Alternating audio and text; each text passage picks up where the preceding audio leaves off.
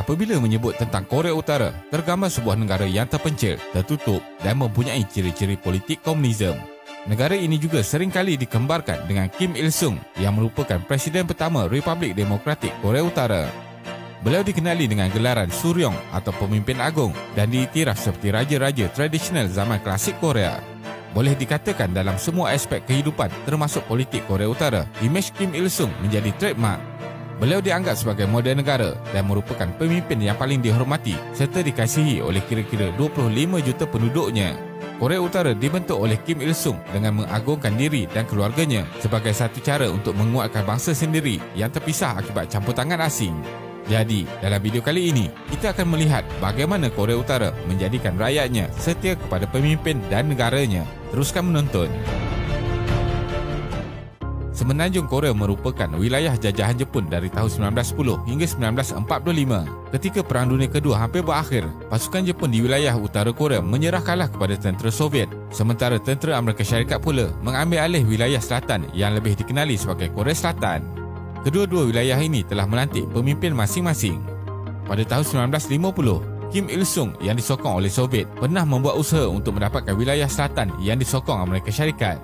Usaha ini mencetuskan Perang Korea, iaitu perang saudara yang berlangsung selama 3 tahun, membunuh hampir 5 juta rakyat Korea, termasuk tentera.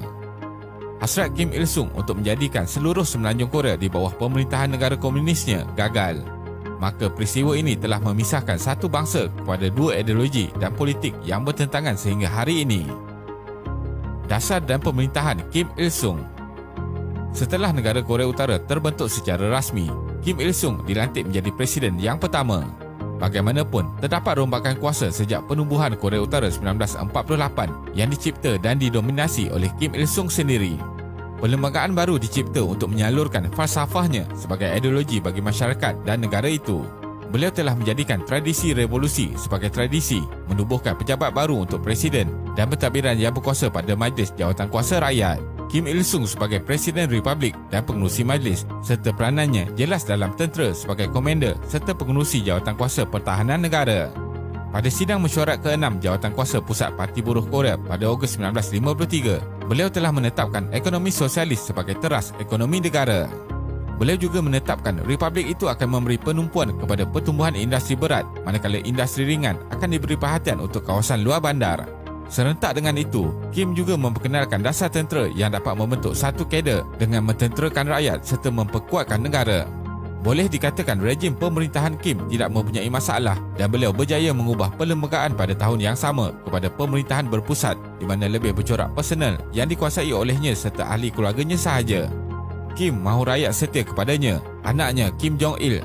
Beliau menggunakan parti untuk mendapatkan kuasa dan menubuhkan struktur kerajaan untuk memerintah negara. Walaupun beliau telah melanggar undang-undang dengan melebihi had tempoh perkhidmatan selama 4 tahun sahaja, tetapi tiada siapa yang berani mempersoalkannya. Malah seluruh rakyat Korea Utara merasakan tiada siapa yang lebih layak dari Kim sendiri. Banyak perkara-perkara yang berkaitan dengan undang-undang dikaitkan dengan kuasa presiden dan presiden berkuasa membatalkan sesuatu. Maka kuasa Kim terus mutlak dan ideologinya menjadikan rakyat taksub kepadanya tanpa soal jawab. Rakyat menerima sepenuhnya pemerintahan Kim dan mengagungkannya. Ideologi Jucheism. Jucheism adalah ideologi rasmi Korea Utara untuk melengkapkan kediktatoran Kim Il-sung. Juche bermaksud melakukan sesuatu dengan sendiri atau berdikari tanpa memerlukan pertolongan luar bagi memerdekakan negara. Dengan kata lain, Jucheism atau self-reliance bermaksud otonomi dalam kuasa politik, ekonomi dan sosial. Mengikut sarjana Korea, Jucheism merupakan satu bentuk budaya dan kekuatan di kalangan rakyat Korea Utara. Boleh dikatakan ideologi Juche merupakan aspek utama dalam memahami sistem nilai masyarakat Korea Utara. Nasionalisme merupakan komponen utama di dalam ideologi Juche.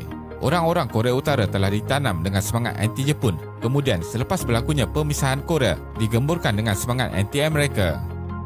Kim Il-sung yang mempunyai latar belakang pejuang anti-Jepun mula mendapat tempat dengan penerapan semangat anti-asing tersebut.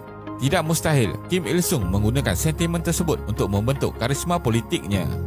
Jucheism juga bermaksud man-centered, di mana manusia membuat keputusan untuk semua perkara, bebas, kreatif, bertanggungjawab dan menjadi ketua dalam masyarakatnya. Disebabkan oleh itu, Kim Il-sung berusaha membentuk dirinya menjadi pemimpin agung yang diagung-agungkan oleh rakyat. rakyat Korea Utara wajib mentaati pemimpin kerana dianggap sebagai penyelamat negara. Ideologi ini disemai dalam seluruh rakyat Korea Utara di semua peringkat. Sesiapa yang menentangnya akan dihukum, dipenjara atau ditahan di kem-kem tahanan. Mereka yang disyaki menentang atau berlainan ideologi akan didenda, dipaksa berlapar dan diterapkan dengan ideologi tersebut. Maka secara langsung atau tidak, rakyat Korea Utara mesti patuh kepada pemimpin. Patuh dan taat kepada pemimpin disebabkan oleh rasa takut, benci atau tiada pilihan menyebabkan ideologi Kim Il-sung berkembang dan mengekalkan pemerintahannya serta keluarganya. Ideologi ini merupakan satu propaganda politik yang telah mengekalkan kuasanya di Korea Utara. Propaganda merupakan cara utama untuk mententeramkan masyarakat dan menyemai perasaan hormat mereka kepada ketua negara. Rakyat mesti taat, pemimpin dianggap agung, negara dianggap tempat terbaik untuk diduduki dan rakyat tidak tahu apa yang berlaku di dunia luar. Sekatan dan hasutan menjadikan mereka takut, tetapi ramai yang menerima ideologi tersebut kerana telah disebatikan sejak mereka kecil lagi. Pengelasan masyarakat. Kim Il-sung memperkenalkan identitinya bagi rakyat Korea Utara sebagai diktator Juseism. Mereka memakai lencana yang terdapat gambar presiden dan selepas beliau meninggal dunia, gambarnya digantikan dengan gambar anaknya. Beliau cuba memberi kuasa kepada anak lelakinya, Kim Jong-il, sewaktu hayatnya lagi. Sejak tahun 1970-an, Kim Jong-il telah dipropagandakan sebagai penggantinya. Kanak-kanak di Korea Utara sejak berusia 3 tahun lagi diajar menghormati dan membongkok di hadapan potret Kim. Potret Kim akan digantung di semua bangunan. Bahkan potretnya juga digantung di bangunan tempat orang Korea Utara melangsungkan perkahwinan. Bukan itu sahaja, banyak juga lagu-lagu yang dicipta berbentuk propaganda yang mengagungkannya dan pemerintahannya. Kanak-kanak tadika disaran menyanyikan lagu "Kita Rakyat Paling Gembira Sekali di Dunia". Untuk memastikan sebuah rejim yang selamat dan terkawal, Kim Il-sung telah membahagikan rakyatnya kepada 51 kategori bagi memerhatikan kesetiaan mereka terhadap beliau. Terdapat 3 kelas yang rigid, iaitu kelas teras, kelas tidak stabil dan seteru.